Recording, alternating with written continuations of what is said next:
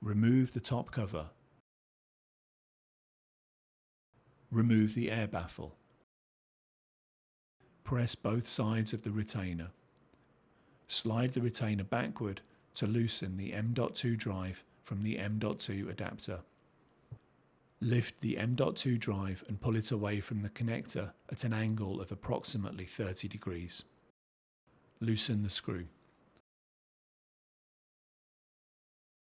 Release the M.2 adapter from the pin and carefully lift the M.2 adapter out from the chassis. Disconnect all the M.2 cables from the system board.